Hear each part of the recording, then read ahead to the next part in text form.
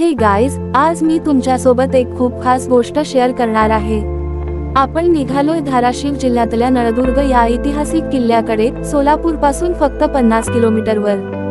दे एक आज सोलापूर इथूनच आपल्या ट्रिपची सुंदर सुरुवात झाली। हा किल्ला जवळपास 12व्या शतकात नलराजा यांनी बांधल्याचं मानलं जातं, म्हणजे चालुक्य स्थापत्यशैलीचं एक दमदार उदाहरण। इथल्या भिंती आणि तटबंदी इतक्या मजबूत आहेत की संपूर्ण किल्ला जणू एका दगडातून कोरला आहे असं वाटतं। नळदुर्गचं सर्वात खास वैशिष्ट्य म्हणजे त्याची प्रचंड दगडी बांधणी, तब्बल 3 किलोमीटर लांब तट, उंच बुरुज आणि पाण्याने वेढलेली नैसर्गिक खंदकासारखी खोल दरी। यामुळे किल्ला दुरूनच एक वेगळाच राजेशाही दबदबा दाखवतो।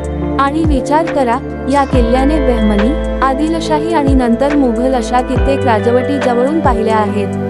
इतिहास खरंच इथल्या प्रत्येक दगडात, प्रत्येक वाऱ्यात जिवंत आहे। या किल्ल्याचे खरे शिल्पकार कोण असतील तर ते आहेत विजापूरची आदिलशाही।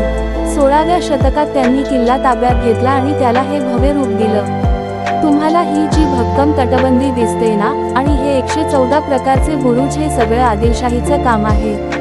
हा दख्खनमधला सगळ्यात मजबूत भुईकोट किल्ला मानला जातो। खरंच नेक्स्ट लेव्हल आर्किटेक्चर आहे हे। चला आता आपल्या अस्मितेची गोष्ट करूया। छत्रपती शिवाजी महाराज। नळदुर्ग थेट स्वराज्यात नव्हता। हा किल्ला आदिलशाही आणि नंतर मुघल्स महत्वाचा तळ होता। पण लक्षात ठेवा, हा किल्ला मराठा साम्राज्याच्या संघर्षाचा साक्षीदार आहे। मराठांनी ज्या आदिलशाहीला आव्हान दिलं, त्यांचा हा प्रमुख तळ होता। पुढे जेव्हा मुघलांनी इथे कब्जा केला 1686 तेव्हा हा मुघलांचा दक्षिणेकडील महत्वाचा किल्ला बनला। त्यामुळे या भागात मुघल आणि मराठ्यांमध्ये सतत संघर्ष चालू असायचा। हा किल्ला छत्रपतींच्या स्वराज्याच्या जवळ नसला तरी या दख्खनच्या लढाईच्या भूमिकेत नळदुर्गचं स्थान फार महत्त्वाचं आहे। जय भवानी।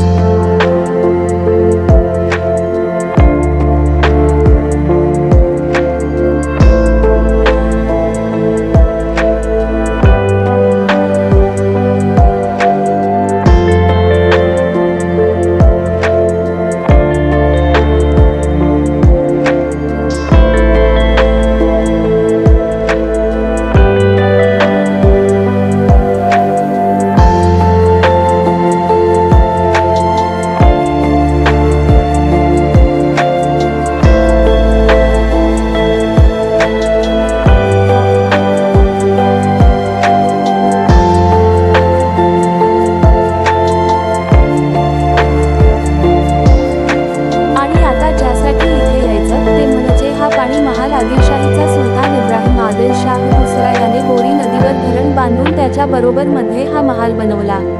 विचार करा, ए पॅलेस इन अ डॅम। पाण्याचा आणि स्थापत्याचा इतका सुंदर संगम। आणि पावसाळ्यात तर इथे जत्रा भरते।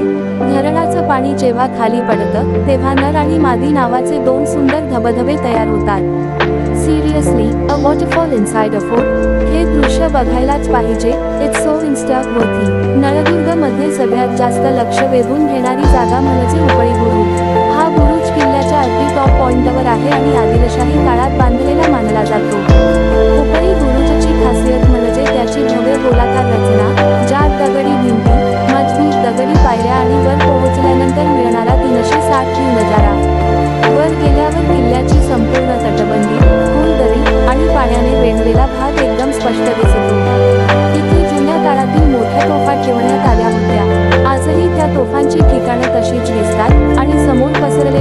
नळदुर्गाचं दृश्य अप्रतिम वाटतं.